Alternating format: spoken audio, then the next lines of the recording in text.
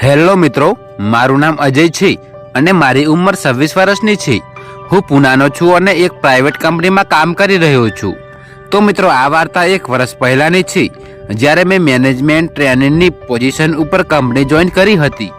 પછી મને પુનાના ભંડારકર રોડની બ્રાન્ચમાં પોસ્ટિંગ મળી હતી। તો મિત્રો, પહેલા દિવસે બધા સાથે પરિચય કરતી વખતે મારી મુલાકાત અફરોજ સાથે થઈ। તે ત્યાં પહેલાથી કામ કરતી હતી। તો મિત્રો, મારા બોસે મને થોડાક દિવસ એના જોબ ટ્રેનિંગ પર રાખ્યો હતો। ત્યાં અફરોજ મારી મેન્ટર હતી, જે મને ટ્રેનિંગ આપી રહી હતી। તો મિત્રો, અફરોજ દેખાવમાં ખૂબ જ સુંદર હતી। 5 ફૂટ 6 ઇંચની હાઈટ હતી।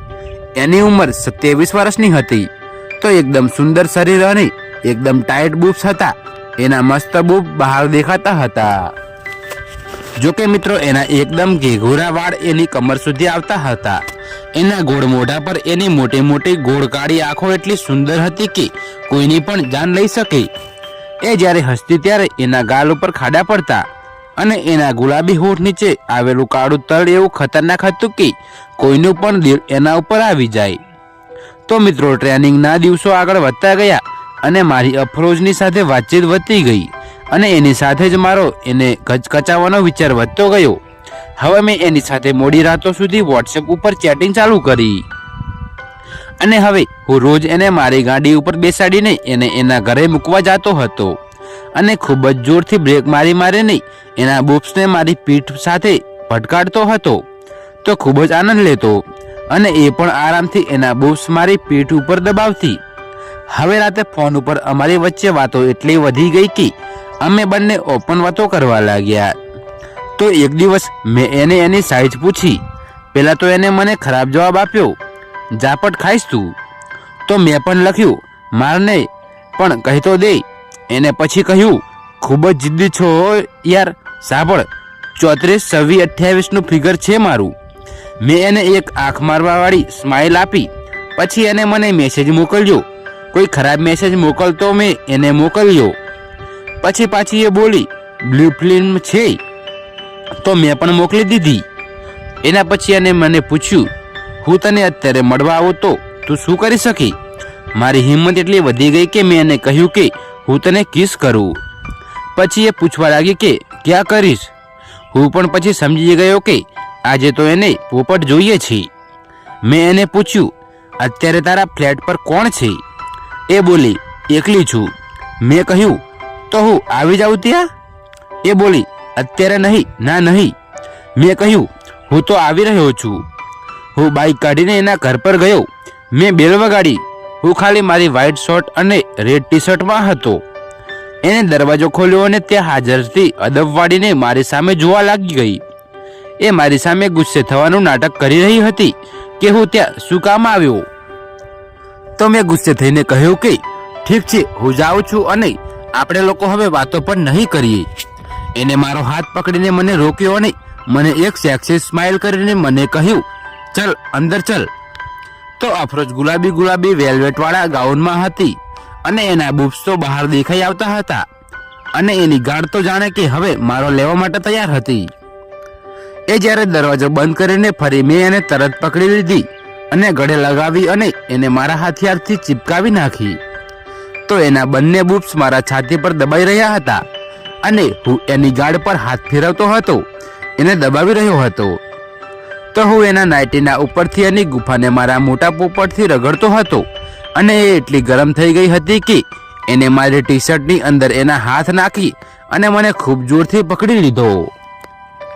તો મિત્રો, એના હાથ મારા શરીર પર લાગતા સાથે મારી અંદર એક નવો જોશ આવી ગયો અને હું એને કિસ કરવા લાગી ગયો અને મારી જીભ એના મોંની અંદર ઘૂસી રહી હતી। તો મેં મારા એક હાથથી એના બૂબ્સને પકડી રાખ્યું હતું અને નીચેથી મારો હથિયાર પણ એના ગાઉન પર ઘસી રહ્યો હતો। પછી મેં એને સોફા પર પાડી નાખી અને એના ઉપર આવીને એના ગાઉનને કાઢવા લાગી ગયો। એને મને એના બ્રા અને ગાઉન કાઢવામાં મદદ કરી અને કપડાં કાઢીને હું એના બૂબ્સ પર તૂટી પડ્યો। હું એના બંને નિપલને દબાવીને એને તડપાવી રહ્યો હતો અને હું એના નિપલ સાથે રમી રહ્યો હતો અને એને મારી માથું પકડીને મારું મોં એના બીજા નિપલ પર રાખી દીધું અને મને ચૂસવા માટે કહેવા લાગી ગઈ। તો હવે મારો પોપટ ઊભો થઈ ગયો હતો પછી મેં મારો એક હાથ એના પેન્ટની અંદર નાખ્યો અને એની ગુફાને લગાડી નાખ્યો. એના ગુફા પર વાળ હતા અને હું એના પર આંગળી ફેરવીને ગુફાને મસળવા લાગી ગયો અને હું સાથે એના ઉપર નિપ્પલને ધીરે ધીરે બટકા પણ ભરી રહ્યો હતો. એ એકદમ ગરમ થઈ ગઈ હતી. એની ગુફા પણ પાણી છોડવા લાગી ગઈ હતી. પછી મેં આંગળી એના ગુફામાં નાખી તો એના મોંથી અવાજ નીકળી ગયો અને એ ખૂબ માદક અવાજ કાઢવા લાગી ગઈ હતી. એ ખૂબ હોટ થઈ ગઈ હતી અને એને પોતે એની પેન્ટીને કાઢીને ફેંકી નાખી અને એના પગને ખોલીને સૂઈ ગઈ. પછી હું તો એના ગુફામાં ધીરે ધીરે આંગળી નાખી રહ્યો હતો અને એને મારી ટી શર્ટ પકડીને કહ્યું કે ખાલી મારા કપડાં ઉતારીશ કે શું સ્ટુપિડ. તો હું પણ મારી ટી શર્ટ કાઢી શોર્ટ કાઢીને એની બાજુમાં સૂઈ ગયો. એને મારો હથિયાર પકડ્યો અને એને મસળવા લાગી ગઈ હતી. પછી એને મારો હથિયાર મોંમાં લઈ લીધો અને મસ્ત થઈને ચૂસવા લાગી ગઈ.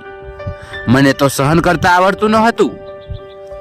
મેં એના વાળ પકડીને એનું મોં મારા હથિયારમાંથી બહાર કાઢ્યો અને એને સોફા પર સુવડાવી નાખી.